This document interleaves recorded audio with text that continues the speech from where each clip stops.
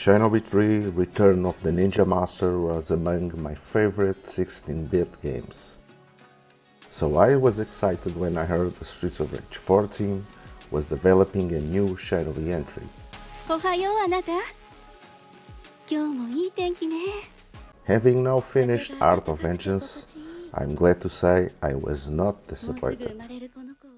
In this new story, we see the return of Joe Musashi, who is now out for revenge against the INI Corporation. They seek world domination and kicked off their path of destruction by decimating Joe's village. Along the way, Joe will meet a couple of allies, including the Grim Reaper himself. Overall, though, I felt the cast added little to an already weak and predictable plot. The story is told through illustrated stills and voiceover, with multiple language options available. Personally, I went with Japanese, but English and others are also included. The story stills, however, were disappointing, especially at 4K resolution. They appear flat, almost like simple cutouts, which look even worse when compared to how great everything else looks. In fact, the hand-drawn in-game characters look fantastic, and the environments are superb and full of detail. You can actually see reflections on some surfaces and lighting effects from fire and lights on Joe's suit, making everything pop even more. Not only does it look great, the game also runs buttery smooth thanks to great animation work and fast gameplay. Heart of Vengeance plays like a vastly improved 2D Shinobi, mixing combat, exploration and platforming. Joe can unleash flashy katana combos with light and heavy attacks, throw kunais, cast minor ninja spells, and trigger an ultimate move that can turn the tide of battle. Throw some double jumps and dashes into the mix, and it really feels like an unstoppable killing machine. Controls are sharp and fluid, but they stand out even more due to how the studio designed the enemies and the combat system. There are three key mechanics when it comes to enemies: health, armor, and execution. Every foe has a health bar, but elite enemies also carry armor, making them tougher and immune to staggers until it's broken. You can chip away at that armor with any strike, but there are specific combos and magic designed to destroy it much faster. On top of that, most enemies have an execution gouge that fills when you land the right attacks. Max it out, and you can finish them instantly with a spectacular move, regardless of their remaining health.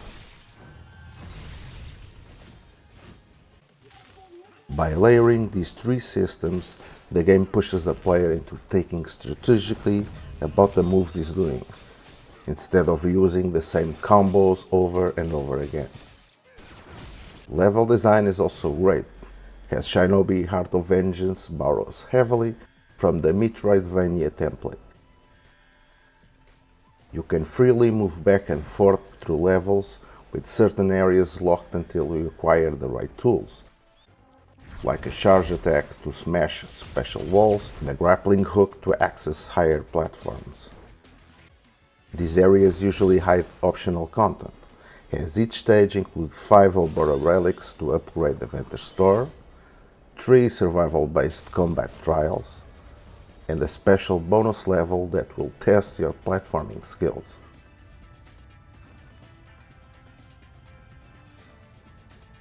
Completing all of these will allow you to unlock alternate suit colors, new magic abilities, permanent upgrades to health and kunais, and even a very special katana. These levels, including special riding sections on a Yamato and on a surfboard, will take you through a wide variety of locations. You can expect to visit underground labs, mystic desert caves, Japanese rooftops, and even a moving train. and at the end of each level, the inevitable boss fight awaits.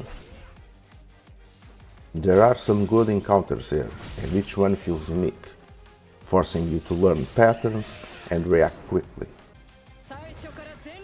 I would say I died a couple of times on each boss, but I didn't find them particularly hard. In fact, combat as a whole didn't feel that challenging or hard, but perhaps that's because I was upgrading the character as I went along. But anyway, don't expect particularly challenging combats, at least certainly not a Souls-like level. The same, however, cannot be said about platforming, which will be by far your biggest challenge in Art of Vengeance. As a whole, platforming in Shinobi feels great. Double jumping, wall running, dashing, grappling.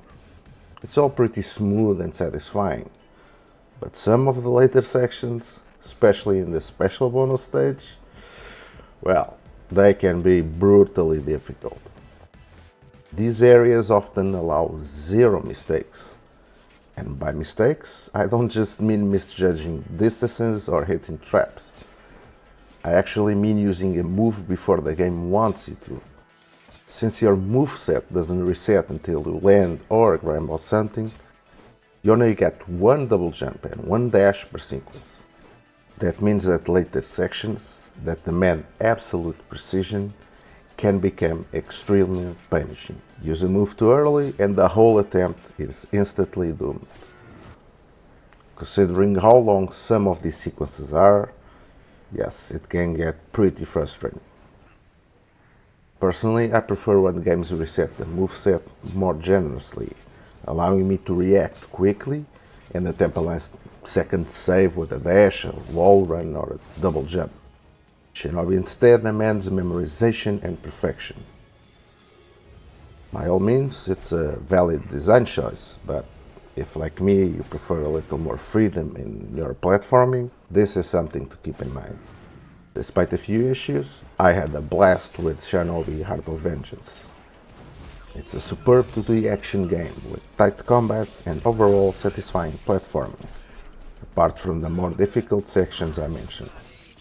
There are plenty of secrets and optional challenges to keep you busy, and beating the campaign even unlocks both an arcade mode and a boss rush mode. As such, if you're a fan of old school gameplay, I highly recommend you take this one into consideration. That's it for today. Thank you for watching and see you next time.